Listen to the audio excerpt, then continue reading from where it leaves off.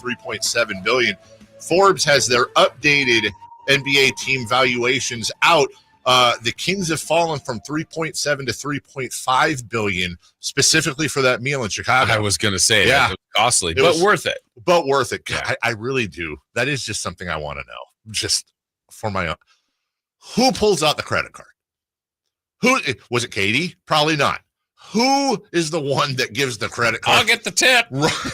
No, not a Matt. Tip for that is probably 30 times more expensive than my most expensive meal I've ever had. Joining us right now, a guy who's probably dining on Doritos and coffee as he's we're Baby on watch. Joining us right now, he brings the boom, the one, the only. That's what we do. Waiting for the baby to bring a boom at some point. Frankie Cartoscelli. By the way, once that baby's born, it will bring plenty of booms. Good morning, Frankie. Good morning, guys. Still waiting for the baby to boom and not happening. We have an appointment a little later on today. We'll see if this is the week, but the wife is beyond tired of waiting for this guy to arrive. So I know you've already had your baby showers and blah, blah, blah, and all that. What we do based on the one we had for both our kids, it turns out that of all the stuff we got, the number one by far item that we ended up using the most and being thankful for was the truckload of diapers that our parents got us. I would assume you are stocked up and ready to go. Yeah, like this closet next to me, which is our guest room closet, is stocked up. The garage is stocked up. The baby room stocked. We have a lot of diapers, a lot. And so, but like you said, they're going to be probably all used at some point and probably soon. So, okay. we got them though. We got them stocked up. Well, speaking of diapers, the Boston crapped the bed on Friday. How about this winning streak, Frankie? It's a lot more fun covering this team when they're winning. Am I wrong? No, you're not. I think, from everyone's perspective, whether you're a fan, a media member, whatnot, when the Kings are playing well, everyone's usually doing pretty well. And, I don't think many of us expected the Kings to march into Boston, a place where they've been historically horrible. I think the last one they had there with fans in the building was in 2014 or 15, or no, I'm sorry, 2007 or 8. It's been 14 or 15 years, I guess, 17 years, math. But no, just seeing them kind of lock in late down the final stretch and really kind of out-Celtic the Celtics was impressive from my perspective. And even looking at last night's win, a game that you're getting just hammered on the perimeter, that continued to be true really for the entire game. But they got stops and they needed to late down the final stretch. And I think you guys pointed to it and, talking about it with some of my friends as well, that 5-second call just really just kind of shows how Doug's group is locking on the defensive end and the small stuff, the things that you kind of look at as small stuff, like maybe, upping your blitzing a little bit or trapping in half court or full court sets. Like these are things that they're kind of doing that are a little different, but doing it more, I guess consistently. And you see it last night kind of happening in full force and 7 wins. It's pretty rare. I think you guys mentioned 8 games would be the first in 20 plus years. So this is quite a turnaround for a group that 2 weeks ago we were kind of looking like the sky was falling. Yeah. Frankie, about the defense, I don't know if the numbers changed because of the Bulls game, but going into the Bulls game and the 6-game win streak then at the time, I know small sample size, but through 6 games, the Kings were number 1 defense in the league. The defensive rating was number 1, and I'm thinking, I don't know the last time the Kings and defense have been associated with number 1. Now, maybe it dropped a bit with the Bulls game, but I think what they're doing there right now consistently, and especially in the fourth quarters, they're winning all these fourth quarters. That, to me, has been one of the big separators for this win streak. What have you thought about what they've done defensively? I mean, just a lot of activity. And I think you can kind of point to Keon Ellis's just reinsertion in the lineup. And while some might have grown to see him fall back into a bench role, I think that you have to kind of tip your cap to how Malik Monk has played. And you want to keep him in that group where he's being maximized, especially as a playmaker. But Keon is someone you can kind of plug and play on. You saw him guard Zach LaVine, struggled at times, but found a way to kind of make a difference down the final stretch. Even in Boston, was getting bullied by Jaylen Brown, but ended up turning things around and being a huge help for them late. The deflections, I mean, I would like to see where he finishes in the NBA at the end of the year in deflections. It seems like he has nearly double digits every game. I think he had 15 in a game last week, which is ridiculous. But having just a couple of guards like Fox and Keon that have active hands that are quick in the passing lanes, that can get out there and push the break as well if they can pick off, a pass or strip somebody. That's huge for a Kings team that has really lacked multiple or I guess singular impact defenders over the past couple of decades. We're talking about back to when Doug was a player.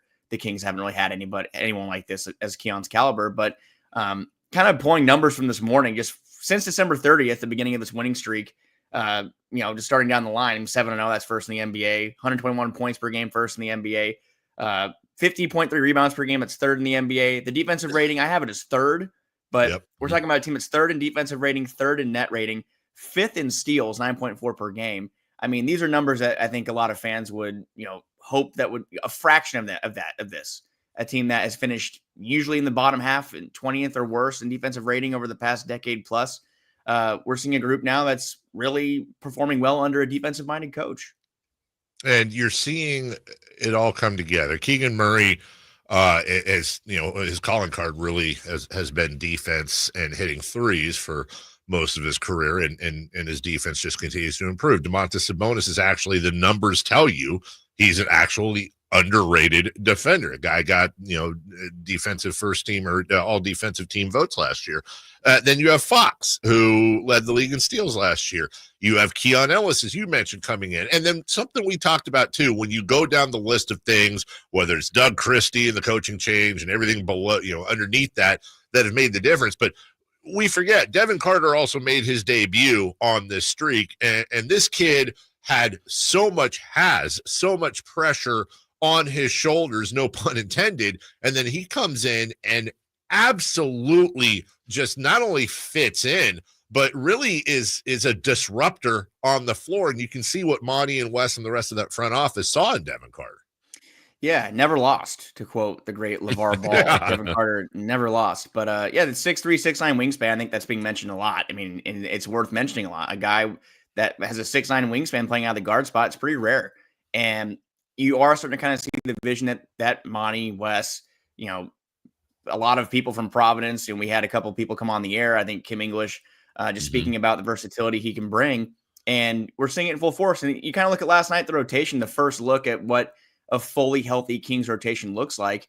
And now Kevin Huerter has been playing, I guess, a lot better than he was before in a reserve role, but he plays 10 minutes last night. And that's in a game he hasn't left due to an injury. That's the least amount of minutes he's played in a game, I think, in years, maybe in a Kings uniform.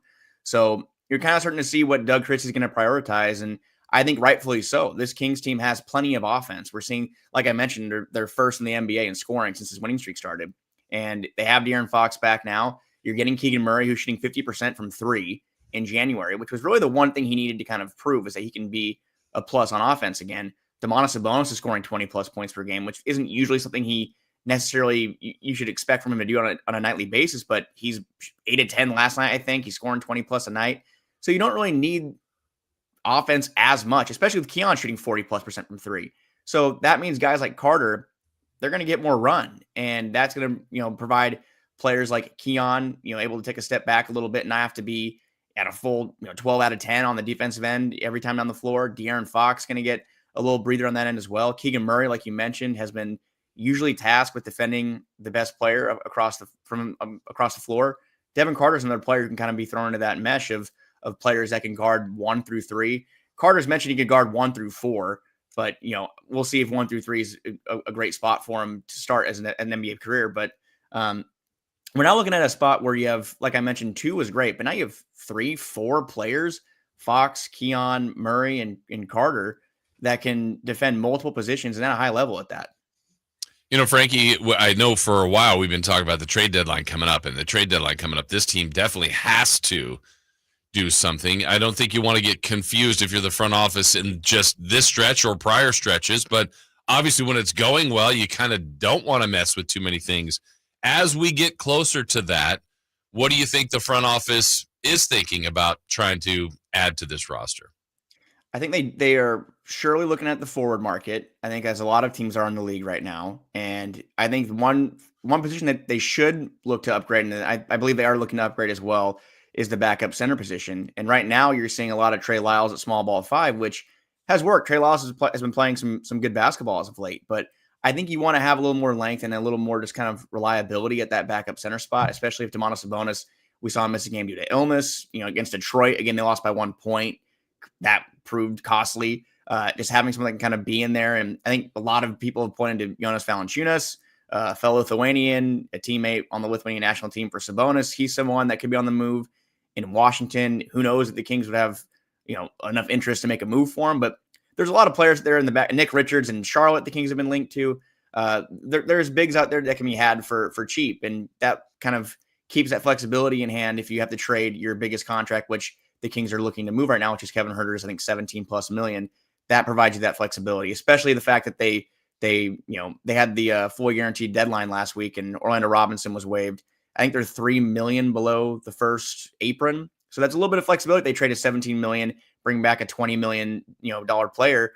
I look at the wings and the backup big spots because that's, to me, the biggest weaknesses for this team. And like you said, they're playing great basketball, but you can't get complacent and say, okay, the problems are solved. You can roll and do a potential playoff series with this roster. This roster is good. They have a lot of talent, but they still have some holes that need to be addressed if they're wanting to be, more than a good regular season team. They want to win a playoff series. You have to have, I think, more versatility at the forward spots and another backup big that's more reliable. I love the Valanciunas move, but also keep an eye on Dwap Reith and Robert Williams in Portland. I have a feeling one of those three is going to be on this team after the trade deadline. You just want Dwap Reith because the song you said, right? There's a song. Dwap Reith. Absolutely. I think he also plays basketball. Not sure. I appreciate you coming in under pressure. Of course, all the pressure is on your lady who's doing all the hard work. You did the fun stuff. I'm not doing anything. You're not doing anything. Let's be honest. Good luck, and we're all counting on you, Frankie. Appreciate it. Thank you. Thank you, guys. Selfishly, I hope I don't talk to you next week. But if this is it, then I'll see you in like a month. So you got it, brother. Enjoy this time, man. It only happens once. That's Frankie Cartoscelli joining us. Sactown Sports. We bring the boom. That's what we do. Kings Insider.